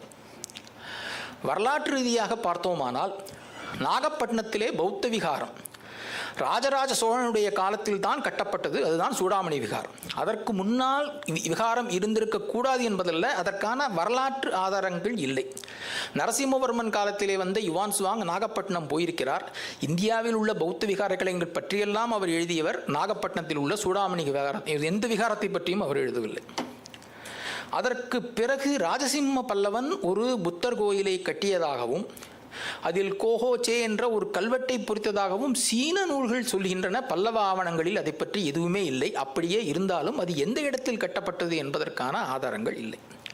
ஒரு தங்க புத்தர் சிலையுள்ள விகாரம் ஒன்று தமிழகத்தில் இருந்தது என்பதற்கான ஆதாரங்கள் எந்த வரலாற்று நூலிலும் இல்லை. குரு பரம்பரையில் இது இருக்கிறது, அதை நான் மறுக்கவில்லை. ஆனால் நீங்கள் அதையே எடுத்துக்கொண்டாலும் குரு பரம்பரை சொல்வதென்ன? நான் ஒரு காலத்திலே கல்வனாக இருந்தேன் என்று திருமங்கை ஆழ்வாரே சொல்கிறார். கல்வானானே நான் படி செய்திருப்பேன் கண்டவாதிரி தந்தேனும் என்று தன்னுடைய பாசுரத்திலே சொல்லும்போது, நான் கல்வனாக இருந்தேன், தவறு செய்தேன், இப்பொழுது நாராயணனுடைய அருளால் சிக்கன திருவருள் பெற்றேன் என்று பாடி முடிக்கிறார் அவர். ஆகவே இதை அவர் செய்தது கல்வனாக இருந்தது. அதை ஒரு குற்றமாக எடுத்துக்கொண்டு அவர் மேல் குறை சொல்வது தமிழையும் பக்தியையும் வரலாற்றையும் அறியாதவர்கள் சொல்லும் செய்தி என்பதை நான் இங்கே சொல்கிறேன். இந்த திருமங்கை ஆழ்வாருக்கு சமகாலத்திலே பல ஆழ்வார்கள் வாழ்ந்தார்கள். தொண்டரடி பொழி ஆழ்வார் அவர்களில் முக்கியமானவர். இவர் மார்கழி கேட்டையில் பிறந்தவர், திருமண்டங்குடியிலே. இவருடைய இயற்பெயர் விப்ரநாராயணர். மற்ற ஆழ்வார்கள் பல இடங்களுக்கு சென்று நாராயணனை பற்றி பாடினார்கள். இவர் திருவரங்கத்திலே இருந்து நாராயணனை பற்றி பாடினார். அதுதான் மற்றவர்களுக்கும் இவருக்கும் உள்ள ஒரு வித்தியாசம். நந்தவனம் அமைத்து பெருமாளுக்கு புஷ்ப கைங்கரியம் செய்து வந்தார். அப்பொழுது ஒரு கணிகை தேவதேவி என்பவள் இவரை எப்படியாவது தன் வசப்படுத்த வேண்டும் என்று சொல்லி தன் வசத்தில் ஆழ்த்திவிட்டார். பெருமாள் இதை பார்த்து இவரை எப்படி விடுவிப்பது என்ற காரணத்தினால் தன்னுடைய கோவிலில் இருந்த ஒரு தங்க வட்டிலே கொண்டு போய் தேவதேவியினுடைய வீட்டிலே, நான் தான் தொண்டரடி பொடி ஆழ்வாருடைய சிஷ்யன், அவர் உங்களிடம் கொடுக்க சொன்னார் என்று இந்த வட்டிலை கொடுத்து விட்டு போய்விட்டார். மறுநாள் அரசனுக்கு இந்த விஷயம் தெரிய வந்தது. தேடுகிறான் எல்லா இடத்திலும். கடைசியில் அது தேவதேவியினுடைய வீட்டில் இருப்பதை கண்டறிகிறார்கள். அந்த அம்மா காட்டி கொடுத்தாங்க. எனக்கு தெரியாதுங்க, தொண்டரடி பொடி ஆழ்வார் சிஷ்யன்னு ஒருத்தர் வந்து கொடுத்தார், அவர்கிட்ட தான் நீங்கள் கேட்கணும் அப்படின்னு. தொண்டரடிப்பொடி சொல்கிறார், எனக்கு சிஷ்யனே கிடையாது, யார் கொண்டு போய் கொடுத்தாலும் தெரியலையேன்னு. ஆனால் அரசன் அதை மறுத்து சிறையில் போடுகிறான். அதற்கு பிறகு சுவாமி கனவிலே வந்து இவரை பற்றி சொல்லி இவர் சிறையிலிருந்து விடுவிக்கப்படுகிறார். அதன் பின் மயக்கத்திலிருந்து ஆழ்ந்து பெருமாளுக்கே தொடர்ந்து சேவை செய்கிறார். துவளத் தொண்டாய தொல்சீர் தொண்டர் அடிப்பொடி என்று தொண்டர்களுடைய அடிப்பொடியாக இவர் தன்னை கருதி கொண்டு பகவான் மேல் பக்தி செலுத்தியவர். இவருடைய காலத்திலும் சமய பூசல்கள் ரொம்ப கடுமையாக இருந்ததை இவர் எழுதியிருக்கிறார். சுவாமி அரங்கனை நம்மாழ்வாரை அழைத்து திருவீதி உலா வரும்போது அந்த திருவீதி உலா நடைபெறக்கூடாது என்பதற்காக பௌத்தர்கள் தூக்கு போட்டுக்கொண்டு இறந்து விடுவார்கள். அதனால் சுவாமி போக முடியாது, திரும்பி வந்துடும். இதை பார்த்து மனம் வெதும்பி பாடுகிறார். புலையரமாகி நின்ற புத்தோடு சமணமெல்லாம் கலையறக் கற்ற மாந்தர் காண்பரோ கேட்பரோதான் தலை அறுப்புண்டு சாவே, நான் தலையை வெட்டிட்டு கூட இறந்து போயிடுவேன், இதெல்லாம் பார்த்து என்னால் சகிக்க முடியலையே என்று மனம் வெதும்பி பாடுகிறார் தொண்டரடிப்பொடி. இந்த திருவரங்க கோயில் மதிலை திருமங்கையாழ்வார் கட்டும்போது தொண்டரடிப்பொழி அதை பார்த்தார் என்று 6000 படி குரு பரம்பரை சொல்கிறது. அதிலிருந்து இவர்கள் சமகாலத்தவர்கள் என்பதிலே தெரிந்து கொள்ளலாம். இதற்கு மிகவும் உறுதியான ஒரு ஆதாரம் கரும்பமர் சோலை சூழ்ந்த அரங்கமா கோயில் கொண்ட கரும்பினை கண்டுகொண்டேன் கண்ணினை கழிக்குமாறே என்று இவருடைய பாசுரம்.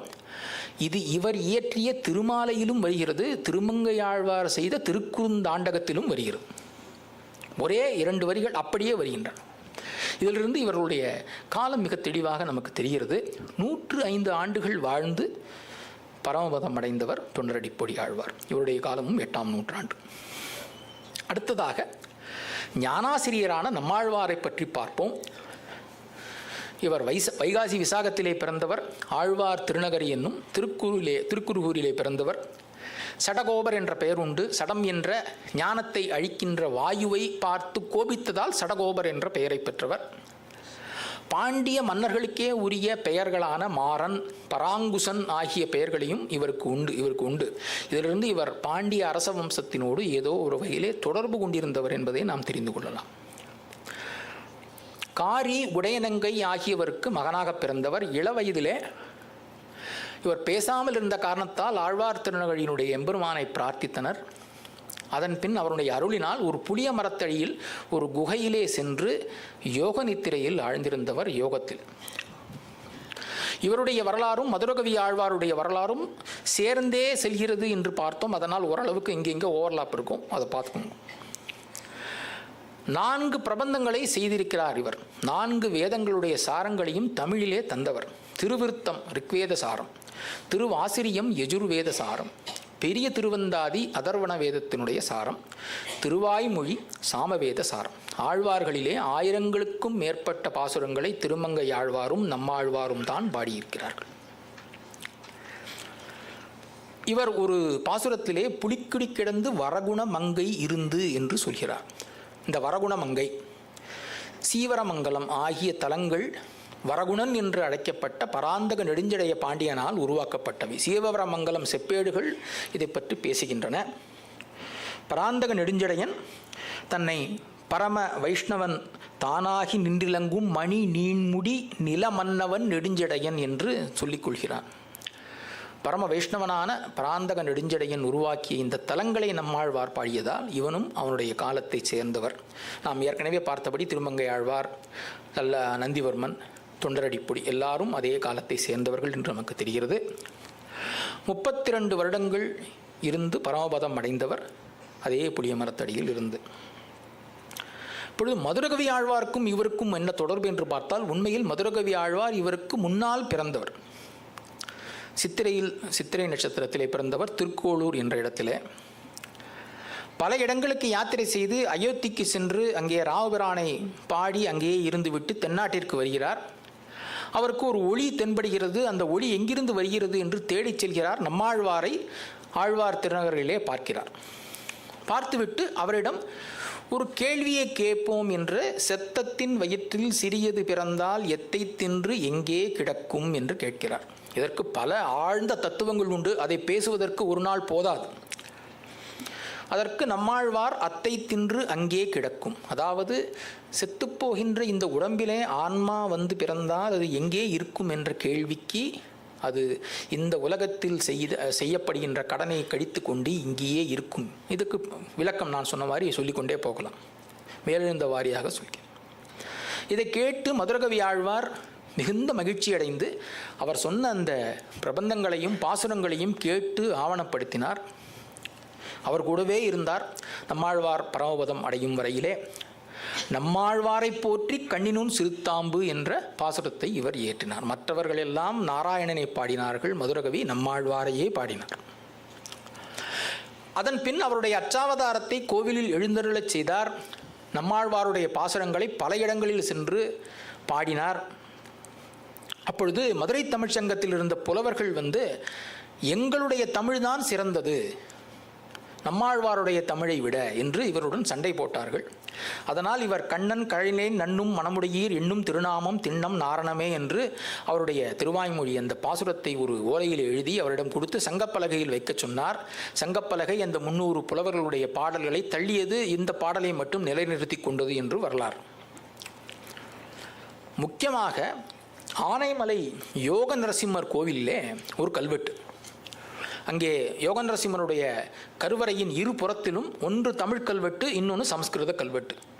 ரெண்டுமே நமக்கு முக்கியம் என்பதை அந்த கோவிலே உணர்த்தியது. இது 8ஆம் நூற்றாண்டைச் சேர்ந்த பராந்தக நெடுஞ்செழியனுடைய காலத்தில் தான் பல குடைவரை கோயில்கள் கட்டப்பட்டன. இப்பொழுது சர்ச்சையில் உள்ள திருப்பரங்குன்றம், ஆனைமலை, கழுகுமலை போன்ற பல கோயில்கள் அந்த காலத்தில் கட்டப்பட்டன. அப்படி இந்த யானைமலை கோவிலை கட்டியவர் பாண்டிய மன்னன் பராந்தகனின் அமைச்சரான மதுரகவி. கலியாண்டு 3871 பகவானின் திருவுருவை நிறுவினார், பிராமணர்களுக்கு ஒரு அக்ரஹாரத்தையும் நிறுவினார் என்று இந்த கிரந்தத்தில் எழுதப்பட்ட சமஸ்கிருத கல்வெட்டு சொல்கிறது. இதை வைத்துக்கொண்டு இந்த மதுரகவி ஆழ்வார் என்று சில ஆய்வாளர்கள் சொல்கிறார்கள். இது ஆய்வுக்குரியது, இன்னும் ஆழமாக ஆய்வு செய்யக்கூடிய ஒன்று. அடுத்ததாக திருப்பாண ஆழ்வார். இன்று காலையிலே பார்த்தோம், மிக அற்புதமான ஒரு நடன நிகழ்ச்சி. அதற்கு பிறகு திரு ராஜகோபாலன் அவர்கள் மிக தெளிவாக அந்த வரலாற்றை சொல்லிவிட்டார். ஆகவே எனக்கு சொல்வதற்கு அதிகமில்லை, நீங்களே பார்த்தீர்கள். இறைவனுடைய பெருமையை பாடினார். எப்படி நந்தனார் தன்னுடைய குலத்தை நினைத்து தாட்சியாக வெளியிலே இருந்தாரோ அதே போல திருப்பாண ஆழ்வாரும் திருக்காவிரி கலையிலிருந்தே பெரிய பெருமாளை பாடினார். அதற்கு பிறகு லோகசாரங்க முனிவரால் உள்ளே கொண்டு வரப்பட்டு அமரநாதி பிரான் பாசுரத்தால் அவரை துதித்தார் என்று பாடுகிறோம். இவருடைய காலத்தை பற்றி தெளிவாக சொல்லப்படாவிட்டாலும் குரு பரம்பரை நூல்கள் இவரையும் மற்ற ஆழ்வார்களுடைய காலம் என்று சொல்வதால் அதே காலத்திலே வைத்திருக்கிறேன். அவ்வளவுதான், வேறு விஷயம் இல்லை. அடுத்ததாக பெரியாழ்வார் இறைவனுக்கே தன் பெண்ணை கொடுத்த பெருமை உடையவர். திருவல்லிபுத்தூரிலே அவதரித்தவர் ஆனி மாதம் சுவாதி நட்சத்திரத்தன்று. விஷ்ணு சித்தர் இவருடைய இயற்பெயர். திருப்பல்லாண்டு, பெரியாழ்வார் திருமொழி ஆகிய 2 பிரபந்தங்களை பாடியிருக்கிறார். திருவல்லிபுத்தூரிலே ஒரு நந்தவனம் அமைத்து வடபத்திர சாயிக்கு மலர் கைங்கரியம், புஷ்ப கைங்கரியம் செய்து வந்தார். அப்போ இந்த ஸ்ரீவல்லப பாண்டியன் என்ற மன்னன் பாண்டிய நாட்டை ஆட்சி செய்து கொண்டிருந்தான். திடீரென்று அவனுக்கு ஒரு சந்தேகம் வந்துவிட்டது. யார் பரம்பொருள், கடவுளுக்கெல்லாம் சிறந்தவர் யார் என்று அவனுக்கு ஒரு சந்தேகம். இந்த பாண்டிய மன்னர்களுக்கே ஒரு சந்தேகம் வந்தால் ஒரு கூட்டத்தை கூட்டி விடுவார்கள். அதில் ஒரு பொற்குழியை வேற கொடுத்துருவான். அவள்கிட்ட இருக்கிறது ஸ்டாக் இருக்கும் போல எப்பவுமே. ஸோ ஒரு பொற்குழியை வைத்து இந்த வாதத்தை அவர் நிகழ்த்துகிறார். அப்பொழுது பெரியாழ்வார் கனவில் தோன்றிய பெருமாள் அவரை மதுரைக்கு சென்று அந்த பரத்வ நிர்ணயம் செய்ய சொன்னார். இவர் போய் அவனுடைய வித்வத் சபையிலே வாதிட்டு, நாராயணோத்பரோ தேவோ ந பூதோ ந பவிஷ்யதி என்று பல ஸ்லோகங்கள் உண்டு. ஒரு வரியை மட்டும் இங்கே சொல்லியிருக்கிறேன். அப்படி பல வாதங்கள் செய்து நாராயணன் தான் பரம்பொருள் என்று நிறுவினார். அந்த பொற்கிழியே அவர் கையில் விழுந்ததாம். அதை கேட்டு ஸ்ரீவல்லப பாண்டியன் அவருடைய காலிலே விழுந்து அவரை யானை மேல் ஏற்றி மதுரை நகரிலே வலம் வரச் செய்தான். அவர் இருந்த வனமுடைய பெருமாளான மதுரை கூடலக பெருமாள் கோயில் அருகே வரும்போது நாராயணன் அவருக்கு காட்சி தந்தான். அவருக்கு தன்னால் கொடுக்க முடிவது எதுவுமே இல்லை என்ற காரணத்தால் தன் கையில் உள்ள தாளத்தால் அவனுக்கு பல்லாண்டு பாடினார். பெருமாளுக்கே பல்லாண்டு பாடிய பெருமையுடையவர். பல்லாண்டு இந்த அமர்வினுடைய அந்த தலைப்பு. அதற்கு உரியவர் பெரியாழ்வார். இப்போ இந்த ஸ்ரீவல்லப பாண்டியனுடைய காலம் என்ன, பெரியாழ்வாருடைய காலத்தை எதை வைத்து அனுமானிக்கலாம் என்று பல சர்ச்சைகள் வந்தன. இவரே சொல்கிறார், கொன்னவில் கூர்வேல் கோ நெடுமாறன் தென் கூடற்கோன் தென்னன் கொண்டாடும் தென் திரு மாலிருஞ்சோலையே என்று அழகர் கோயில் திருமாலிருஞ்சோலையை பற்றி இவர் பேசுகிறார். அப்பொழுது பாண்டியன் அரசனுடைய பெயர் நெடுமாறன் என்று தெரிகிறது. குரு பரம்பரை ஸ்ரீவல்லப பாண்டியன் என்ற பாண்டியனை பற்றி சொல்கிறது. இப்போ இந்த 2 பேரும் யாருக்கு? நெடுமாறன் என்ற பெயரை உடைய பெரிய மன்னர்கள் 3 பேர். அதிலே முதலாமானவன் நின்றசீர் நெடுமாறன். நாயன்மார்களிலே ஒருவன், சம்பந்தரால் சைவ சமயத்துக்கு மாற்றப்பட்டவன். அவனை சாய்ஸில் விட்டுருந்தான் நம்ம. அடுத்ததாக வந்தவன் மாரவர்மன் ராஜசிம்ம பாண்டியன். அவனை பற்றி நாம் பார்த்தோம். ராகவையங்கார் போன்றவர்கள் அந்த ராஜசிம்ம பாண்டியன் தான் இந்த மாறன் என்று சொல்கிறார். ஆனால் அவன் ஒரு வைஷ்ணவன் என்பதற்கான ஆதாரங்கள் பாண்டியர் ஆவணங்களில் இல்லை. அவனுடைய மகனான பராந்தக நெடுஞ்செழியன் வைஷ்ணவன். ஸோ அவர் எடுத்துக்கொண்டது மகன் வைஷ்ணவனாக இருப்பதால் அப்பாவும் வைஷ்ணவர் தான், அவர்தான் இந்த மாறன் என்று ஒரு தேரியை அவர் முன்வைத்தார். ஆனால் அவனுடைய பேரனான ஸ்ரீமார ஸ்ரீ வல்லபன் என்ற ஒரு பாண்டியனை பற்றி பாண்டிய ஆவணங்கள் பேசுகின்றன. சித்தனவாசல் உள்ள சமண கோயிலிலே ஒரு கல்வெட்டு. அந்த கோவிலுக்கு ஸ்ரீமார ஸ்ரீவல்லப பாண்டியன் நேரடியாக சென்றான் என்றும் அவனுடைய உருவமே அங்கே இன்னும் இருக்கிறது. நீங்கள் போய் பார்க்கலாம் அந்த குடைவரை கோயிலில். அந்த கல்வெட்டு சொல்கிறது, பார் முழுதாண்ட பஞ்சவர் குலமுதல் ஆறு கெழு கைவேல் அவனிபசேகரன் சீர்கெழு செங்கோல் ஸ்ரீவல்லபன் என்று அந்த கல்வெட்டுகளிலே இவனை பற்றி பேசுகிறது. அதே போல தலவாய்புரம் செப்பேடுகள் சேயாகி வெளிப்பட்ட செங்கண்மால் ஸ்ரீவல்லபன் என்று திருமாலின் மேல் அந்த ஸ்ரீவல்லபனுக்கு பக்தி இருந்தது என்பதையும் உறுதி செய்கின்றன. ஆனால் இந்த நெடுமாறன் என்ற பெயரும் ஸ்ரீவல்லபன் என்ற பெயரும் சேர்ந்து எங்கேயும் வரலையே அப்படின்னு பல பேர் வழக்கம் போல சந்தேகத்தை எழுப்பினாங்க. நல்ல வேளையாக சமீபத்திலே இருக்கங்குடியிலே ஒரு கல்வெட்டு கிடைத்தது. அது நீர்ப்பாசனத்தை பற்றி பேசுகின்ற ஒரு கல்வெட்டு. அந்த கல்வெட்டிலே தென்னவர் கோ நெடுமாறன் செந்தளிக்கொர் ஸ்ரீவல்லபன் என்று நெடுமாறன் ஸ்ரீவல்லபன் என்ற அந்த பாண்டியனுடைய பெயரை முழுவதுமாக அந்த கல்வெட்டு நமக்கு சொன்னியது. அதிலிருந்து நமக்கு எந்த குழப்பமும் இல்லாமல் பெரியாழ்வார் வாழ்ந்தது ஸ்ரீமார ஸ்ரீவல்லபனுடைய ஆட்சியில் என்று நமக்கு தெரிகிறது. கிட்டத்தட்ட 815 முதல் 862 வரை ஆட்சி செய்தவன் இந்த பாண்டியன். நிறைவாக இந்த மார்கழி மாதம் யாருக்கு உரியதோ அந்த பெருமையுடைய ஆண்டாள் நாச்சியாரை பற்றி பேசலாம். ஆண்டாளுடைய வரலாறு உங்களுக்கு எல்லாருக்கும் தெரியும். ஆடிப்பூரத்தன்று அவதரித்தவர், பெரியாழ்வாருடைய மகளாக இருந்தவர். அவர் பகவானுக்கு தொடுத்த மாலைகளை முதலில் அணிந்து அதற்கு பிறகு வடபத்திரசாயிக்கு சாற்றும் ஒரு வழக்கத்தை பார்த்த பெரியாழ்வார் கோபித்தார். அதற்கு பிறகு நாராயணன் அதுதான் நமக்கு இஷ்டம் என்று சொன்னதால் சூடி கொடுத்த சுடற்கொடியாக ஆண்டாள் நாச்சியார் அறியப்பட்டார். நாராயணனைத் தவிர மீதி யாரையும் நான் திருமணம் செய்து கொள்ள மாட்டேன், மானிடர்க்கென்று பேச்சுப்படியில் வாழகில்லேன் என்று உறுதியாக இருந்து திருப்பாவை 30 நாட்களிலும் பாசுரங்களை பாடி நாராயணனை துதித்து பாவை நோன்பு நோற்று அதன் பின் இவர் பெரியாழ்வார் திருவரங்கத்திற்கு அவரை கொண்டு சென்று நாராயணனுடன் ஐக்கியமானார். இந்த வரலாறுலாம் நமக்கு தெரியும். இவருடைய காலத்தை பற்றி ஒரு சிறிய ஆராய்ச்சியை நான் அடியேன் செய்தேன். அதாவது இந்த 13ஆம் நாள் பாசுரமாக புள்ளின் வாக்கீண்டானை என்ற பாசுரம், அதிலே வெள்ளி எழுந்து வேழம் உறங்கிற்று என்ற ஒரு வானியல் கணக்கை ஆண்டாளம்மையார் பதிவு செய்கிறார். வெள்ளி எழுந்து என்றால் என்ன? வெள்ளி கிரகம் காலையிலே எழுகிறது. ஏன்னால் காலையில் தானே திருப்பாவை பாடியிருக்காங்க. அப்போ அவர் பார்க்கிறார் வானத்தை, கிழக்கு திசையிலே வெள்ளி எழுகிறது, மேற்கு திசையிலே வியாழன் மறைகிறது, ஜூபிட்டர் என்று சொல்லக்கூடிய அந்த வியாழ கிரகம் மறைகிறது. அதை இங்கே பதிவு செய்திருக்கிறார். இது தனுர் மாதம், சூரியன் தனுசு ராசியில் இருக்கும் மாதம். அதற்கு முன்னால் வெள்ளி எழ வேண்டுமானால் அது விருச்சிக ராசியிலே இருக்க வேண்டும். வானியல் கணக்கு, ஜோதிடம் அல்ல. அப்படி பார்க்கும்போது அதற்கு நேராக வியாழன் மறைய வேண்டுமானால் அது மேஷத்திலோ இல்லது ரிஷபத்திலோ இருக்க வேண்டும். இந்த ஸ்ரீமார ஸ்ரீவல்லபனுடைய காலத்தில் இந்த ஒரு காம்பினேஷன் எப்போ வருதுன்னு பார்த்தா 2 வருஷத்தில் மட்டும் வருது. ஆனால் ஒரு வருஷத்தில் மார்கழி 13 அந்த நாள் வரவில்லை. ஸோ அதை வைத்து பார்க்கும்போது பொதியுகம் 861ஆம் வருடம் டிசம்பர் 12ஆம் தேதி, அப்போது ஆங்கில ஆண்டுகளுக்கும் தமிழ் ஆண்டுகளுக்கும் இது மாதிரி வராது, கணக்கு மாறி வரும், கிட்டத்தட்ட 1200 வருஷங்களுக்கு முன்னால். ஸோ என்று ஓரளவுக்கு கணித்திருக்கிறோம். இது இன்னும் ஆராய்ச்சிக்கு உட்படுத்த வேண்டும், நிறையாக இதை பற்றி நாம் பேச வேண்டும். இந்த ஆண்டாள் நாச்சியாரை பற்றி பல கல்வெட்டுகள் நமக்கு கிடைத்திருக்கின்றன. வானாதிராயருடைய ஒரு கல்வெட்டு ரொம்ப ஆச்சரியமான கல்வெட்டு. அந்த கல்வெட்டில் விஷ்ணுசித்தன் கோதைக்கு நாம் வரக்கட்டின பிரணய பத்திரிகை என்று நம்பெருமாளே கோதைக்கு ஒரு பத்திரிகை எழுதியதாக ஒரு கல்வெட்டு இருக்கிறது. ரொம்ப இலக்கிய சுவை நிறைந்த கல்வெட்டு. நாச்சியார் திருமொழியில் உள்ள பல பாசுரங்களை எடுத்தாண்ட அந்த கல்வெட்டு நீங்கள் எல்லாம் படிக்க வேண்டியது.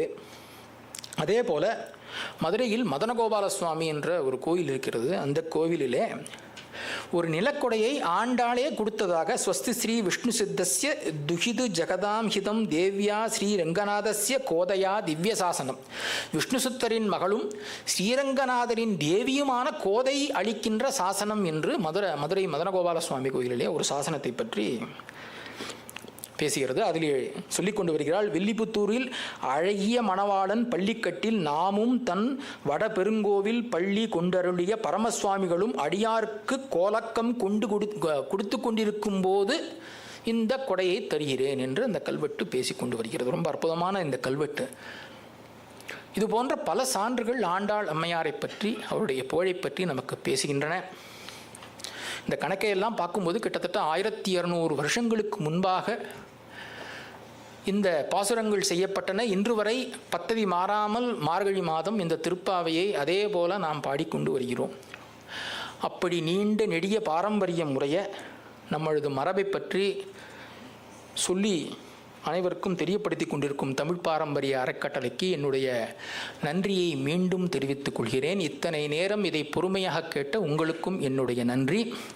ஆண்டாள் அம்மையாருடைய வாழிய பாசுரத்தை பாடி நிறைவு செய்கிறேன். திருவாடிப்பூரத்தில் செகத்துதித்தால் வாழியே, திருப்பாவை 30 செப்பினால் வாழியே, பெரியாழ்வார் பெற்றெடுத்த பெண்பிள்ளை வாழியே, பெரும்பூதூர் மாமணிக்கு பின்னானாள் வாழியே, 143 உரைத்தால் வாழியே, உயர் அரங்கற்கே கண்ணி உகந்தளித்தாள் வாழியே, மறுவாரும் திருமல்லி வளநாடி வாழியே, வன் புதுவை நகர்கோதை மலர்பாதங்கள் வாழியே. அனைவருக்கும் நன்றி.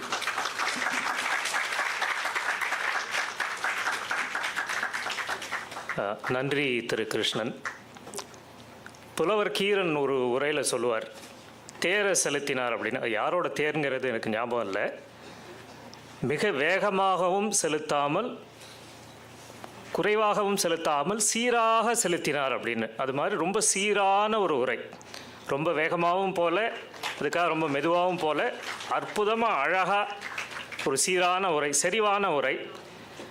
நம்ம கிரிக்கெட் காமெண்ட்ரியில் வி ராமமூர்த்தின்னு அந்த காலத்தில் ஒரு வர்ணனையாளர் இருந்தார். அதே மாதிரி எனக்கு அவர் ஞாபகம் தான் வருது. கிருஷ்ணனோட உரை அற்புதமான உரை, தகவல்களோட. நமது தமிழ் பாரம்பரிய அறக்கட்டளையை சார்ந்த சிவா அவர்கள் நமக்கு கிருஷ்ணனுக்கு பரிசு வழங்குவார்.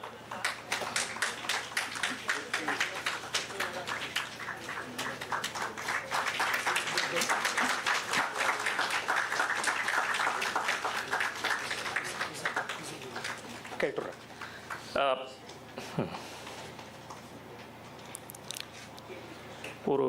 ஒரு நிமிடம் எடுத்துட்டு ஆடியன்ஸுக்கு ஒரு 2-3 கேள்விகள் கேட்கலாம். சார், நீங்கள் கேள்வி அப்புறம் கேளுங்க. நம்ம கிருஷ்ணன் அவர்கள் அவர் உரையில் ஒரு பாடல் வகையை பற்றி சொன்னார். அந்த படிக்கட்டுகளை ஏறி அதிலேருந்து அந்த மாதிரி அமைப்பில் ஒரு பாட்டுன்னு. அந்த பாடல், அந்த வகையோட பெயர் என்ன? தெரிந்தவர் கை தூக்கவும். 3 பேர், கிஷோர் 3 பேர் சொல்லியிருக்காங்க. திருவெழுக்கூற்றிருக்கை, ரைட்டு. அடுத்த கேள்வி, மதுர கவி ஆழ்வாரோட பாசுரங்களுக்கான பெயர் என்ன? பல பேர் சொல்ல. கிஷோர், உங்களுக்கு சரி, ஒரு கஷ்டமான கேள்வி கேட்கணும். செப்பேடுகள் 3 இடங்களில் கிடைத்த செப்பேடுகளை பற்றி சொன்னார் உரையில். ஏதாவது ஒரு ஊரோ 2 ஊரோ சொல்லலாம், இல்லை 3 ஊரையும் சொன்னால். கை தூக்குங்க. சொன்னவர்கள், முன்னாடி சொன்னவர்கள் கிடையாது. சார் நிற்கிறார், இருங்க. சொல்லுங்கள் சார். அங்கெல்லாம் கிடைச்சிருக்கலாம். ஆனால் அவர் சொன்னதுலேருந்து நான் 3 ஊர்கள் நான் நோட் பண்ணியிருக்கேன். நீங்கள் சொல்கிறது வேற.